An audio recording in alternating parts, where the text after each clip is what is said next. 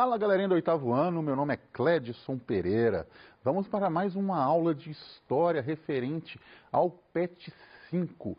Vamos estudar hoje o período das revoltas na regência, no período regencial brasileiro. Quais serão os objetivos da nossa aula hoje? Compreender a instabilidade política do período regencial, entender quais os interesses de políticos, de cada grupo político e social neste período. O que eu preciso que vocês lembrem agora?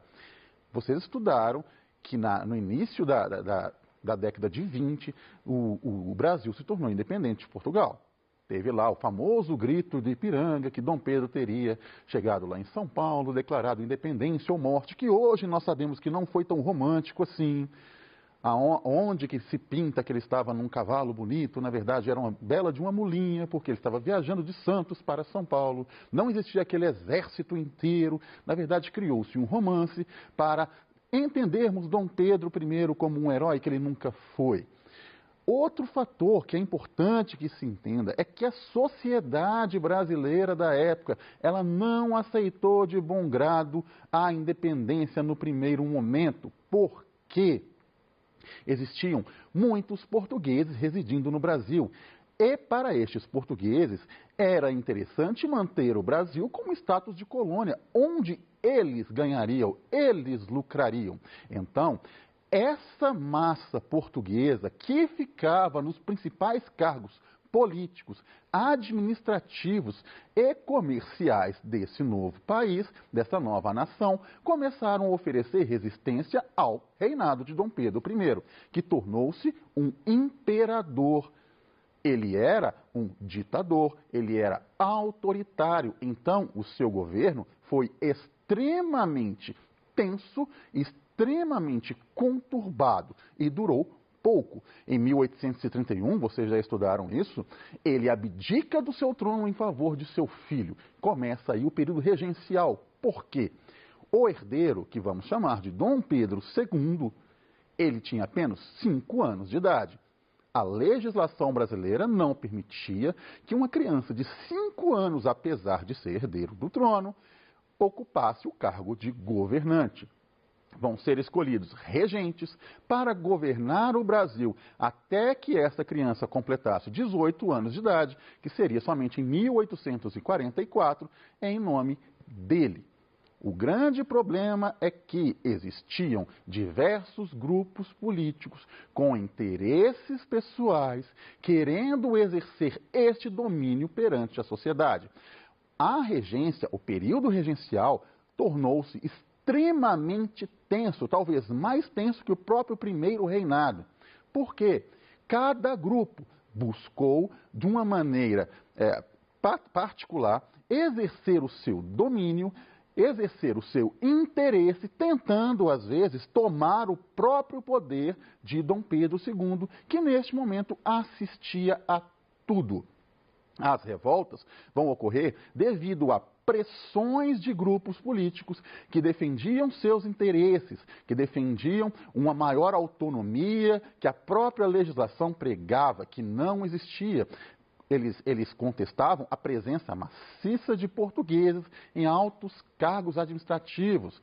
Outros grupos sociais que passaram anos e anos e anos sendo oprimidos por esse sistema também vão passar a contestar este sistema de opressão. Então, as revoltas no período regenciais vão ocorrer devido à instabilidade política da época, a falta de capacidade dos regentes, principalmente do regente Feijó, em organizar este Estado. O que está ocorrendo são interesses particulares ou de grupos com interesses próprios querendo dominar o cenário político brasileiro. E se a gente falar em cenário político brasileiro, vamos englobar também o cenário econômico. A população em si, basicamente, está assistindo a tudo, como diria um grande historiador, bestializada, porque ela participa pouco deste processo. Alguns desses setores vão começar a contestar e pedir maior participação. Vão originar outras revoltas. Essa instabilidade política, essa falta de tato dos governantes em comandar um país do tamanho do Brasil de uma forma que agradasse, que aceitasse todos os interesses, começou a fazer que pipocassem revoltas em todo o território nacional. A primeira que nós vamos estudar é chamada de Sabinada, ocorrida em 1837. Qual o contexto dessa revolta? Um médico chamado, foi ocorrido na Bahia, um médico chamado Francisco Sabino, daí o nome Sabinada, começou a questionar a falta de autonomia dos comerciantes da própria província da Bahia perante este sistema que vem de cima, que vem lá da regência e que favorece grupos de portugueses. Vai juntar com militares, comerciantes, profissionais liberais e negros livres. Percebam que os cargos políticos que estão envolvidos nesta revolta, não são da camada extremamente popular. São médicos, comerciantes, militares, até os próprios negros, que talvez fossem os mais populares, representam negros livres. Aqueles escravizados não participam deste movimento. O que eles querem? Autonomia da província em relação à presença dos portugueses, continuam exercendo um poder que a população local não gostariam que exercesse, um poder econômico, um poder de altos cargos administrativos que, de certa forma, tirava a autonomia e a liberdade dos comerciantes e profissionais locais. Eles vão ocupar o Forte de São Pedro e vão declarar a independência da República da Bahia. Interessante, então, professor, a Bahia virou um país independente. Neste momento, os revoltosos declaram uma república independente. Para sempre? Não. O objetivo final dessa revolta é eliminar os portugueses dos cargos administrativos da Bahia. Então, eles falam: a gente volta a pertencer ao Brasil quando Dom Pedro II tomar posse. Então, eles não desejavam criar uma república independente para sempre. Desejavam romper apenas com o governo regencial, romper com esses laços que existiam ainda com Portugal. O que vale lembrar, Dom Pedro II, ele não é português, ele é brasileiro, ele nasceu aqui. O pai dele, Dom Pedro I, era português. Então, o imperador Dom Pedro II iria se tornar o primeiro governante nascido aqui no nosso país.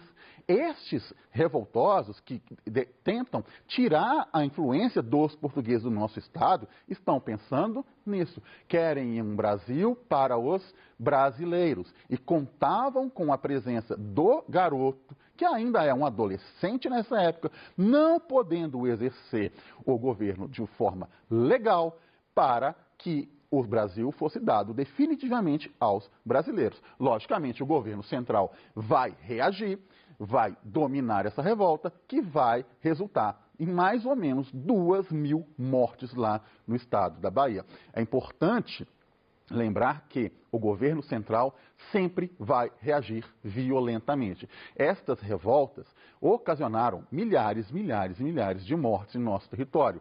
A força do exército, que está do lado regencial, ela era infinitamente maior que os próprios revoltosos. Então, sempre que se rebelavam, a maioria destes revoltosos, apesar de conquistar um sucesso inicial, eram dominados.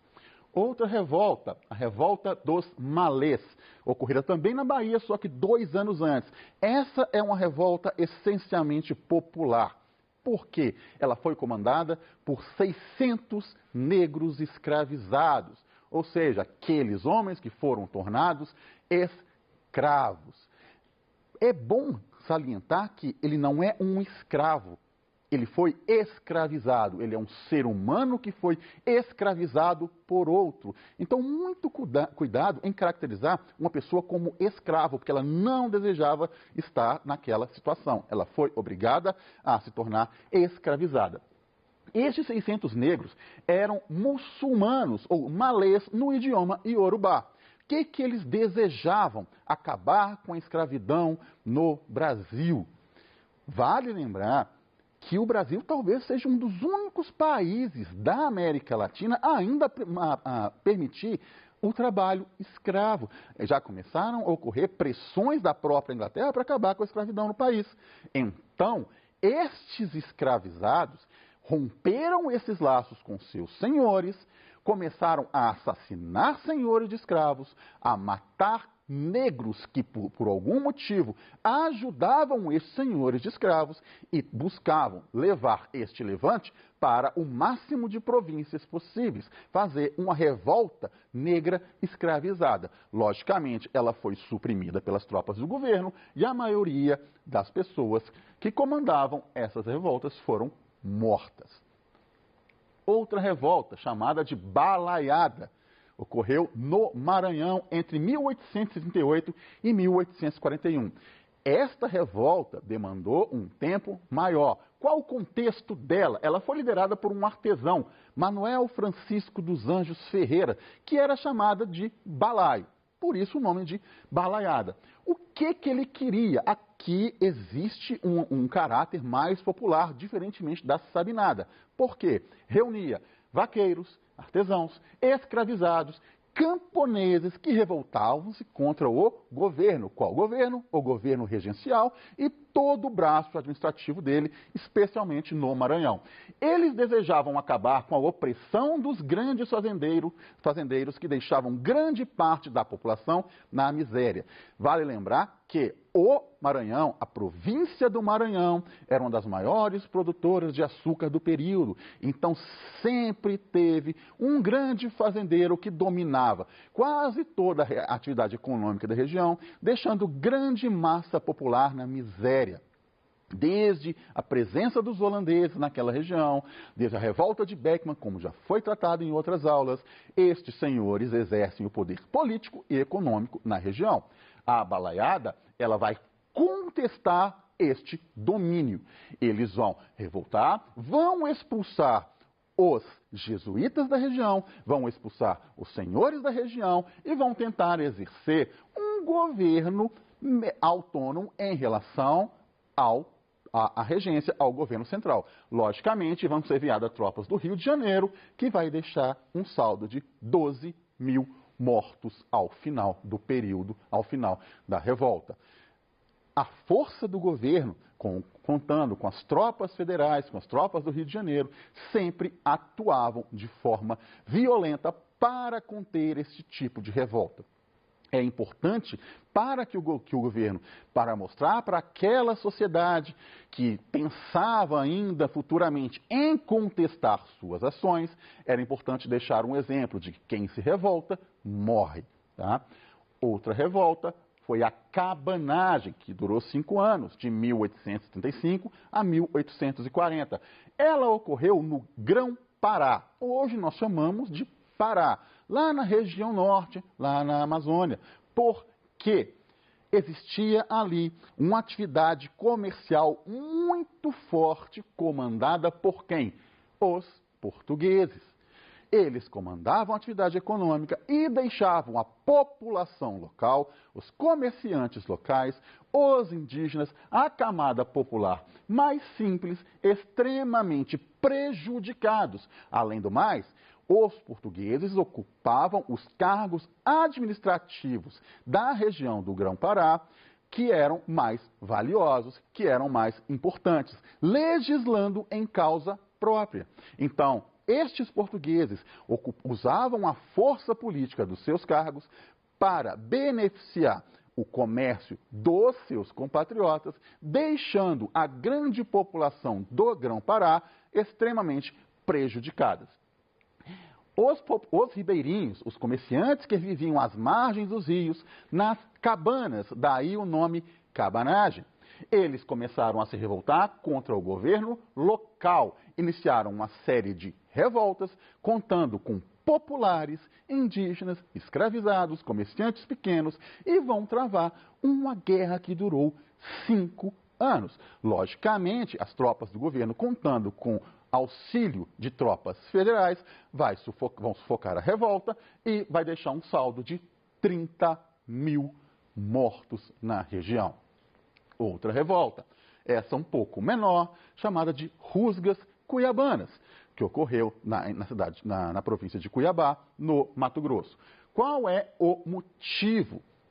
Muito parecido com o que ocorreu lá na Cabanagem, é uma revolta contra a presença dos portugueses comandando o comércio na região, que piorava, deteriorava a relação dos comerciantes locais, dos nativos, das classes mais pobres daquela região. Eles vão tomar o poder, vão assassinar vários portugueses e por 3 meses vão exercer o governo naquela região. Logicamente, assim como as outras, as rusgas cuiabanas foram sufocadas pelas tropas federais e eles foram assassinados. Talvez a revolta regencial mais longa, que teve um período de insubordinação mais relevante, ocorreu na região sul, de 1835 a 1845, chama Guerra dos Farrapos, ou Revolução Farroupilha. A região sul, ela tem uma peculiaridade, porque ela está muito próxima com os países vizinhos. Então, as relações comerciais daqueles vaqueiros, daqueles fazendeiros, era muito maior com os uruguaios, por exemplo, do que com o resto do Brasil. Eles vão ter acordos econômicos e financeiros com fazendeiros do país vizinho para a produção de charque, que é uma espécie de carne de sol, uma espécie de carne seca lá da região sul, e pediam ao governo central a diminuição de impostos entre os dois países. O governo central, por algum motivo econômico, prefere favorecer a política do outro país vizinho, a Argentina. Isso vai prejudicar a atividade econômica destes fazendeiros da região sul, do Rio Grande do Sul, e eles vão se revoltar. O principal líder revoltoso se chama Bento Gonçalves. Ele depõe o governador do Rio Grande do Sul e declara a independência da República Rio-Grandense. Neste exato momento, o Rio Grande do Sul declara-se como um país independente do Brasil. A revolta começa violenta, se estende até Santa Catarina, que também vai declarar a sua independência, vai ser criada a República Juliana, os moradores locais, o exército local vai começar a fazer uma guerra muito violenta contra este governo, contra as tropas federais, vão decretar a sua independência irrestrita, vão começar a ter auxílio de guerrilheiros da Itália, como Giuseppe Garibaldi, que vai chegar para tentar compreender e consolidar a independência do Rio Grande do Sul, e uma guerra que vai durar 10 anos. Uma coisa interessante a gente sabe que Dom Pedro assume o poder em 1840, aos 14 anos, lá no golpe da maioridade. A revolta farroupilha, ela termina já no segundo reinado. O Duque de Caxias, que na época não tinha essa patente, o Barão de Caxias, vai ser o responsável por dominar aquela região. Depois de 10 anos de batalhas violentas, um acordo de paz é selado.